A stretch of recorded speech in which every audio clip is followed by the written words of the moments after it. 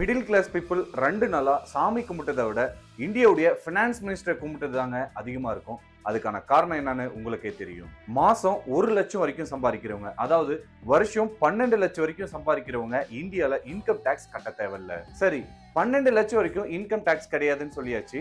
ஆனா டாக்ஸ் ஸ்லாப்ல பாத்தீங்க அப்படின்னா 4 லட்சம் டு 8 லட்சம் ரூபாய் வரைக்கும் ஏர்ன் பண்ணா 5% இன்கம் டாக்ஸும், 8 லட்சம் ரூபாய் டு 12 லட்சம் ரூபாய் வரைக்கும் ஏர்ன் பண்ணா 10% இன்கம் டாக்ஸும் போட்டிருக்காங்களே.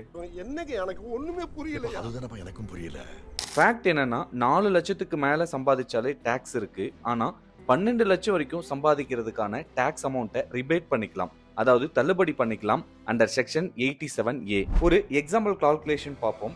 ஒருத்தங்க 12 லட்ச ரூபா சம்பாதிக்கிறாங்க அப்படின்னா அவங்களுக்கு எப்படி டாக்ஸ் கால்குலேஷன் பண்றாங்க?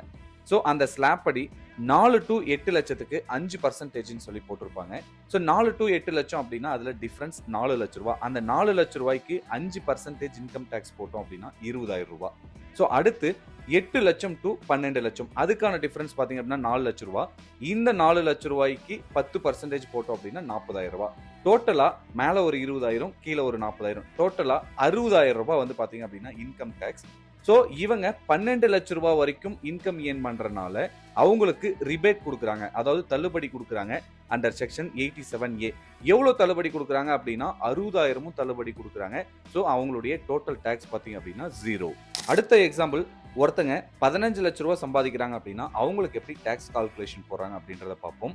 சோ 4 டு 8 லட்சத்துக்கு அந்த இருக்கக்கூடிய 4 லட்ச ரூபாய் டிஃபரன்ஸுக்கு 5% டாக்ஸ் போட்டோம் அப்படின்னா 20,000 ரூபாய்.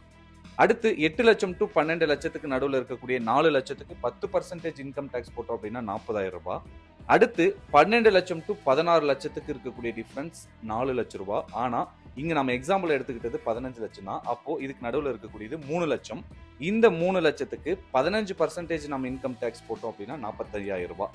டோட்டலா 1,05,000 ரூபாய் டாக்ஸ். இந்த இடத்துல 12 லட்சத்துக்கு மேல அவங்க இன்கம் ஏர்ன் பண்றதுனால அவங்களுக்கு டாக்ஸ் ரிபேட் கிடையாது, டாக்ஸ் ரிபேட் 0. சோ இவங்களுடைய டோட்டல் டாக்ஸ் எவ்வளவு அப்படின்னா 1,05,000 ரூபாய். இப்போ உங்களுக்கு கண்டிப்பா புரியும்னு நினைக்கிறேன். ஆக்சுவலி 12 லட்ச ரூபாய் வரைக்கும் இன்கம் டாக்ஸ் கிடையாது தான். ஆனா 12 லட்ச ரூபாய்க்கு மேல ஏர்ன் பண்றாங்க அப்படின்னா அவங்களுக்கு 4 லட்ச ரூபாயிலிருந்தே ஸ்லாப்ஸ், அதாவது இன்கம் டாக்ஸ் ஸ்லாப்ஸ் வந்து ஸ்டார்ட் ஆயிடும்.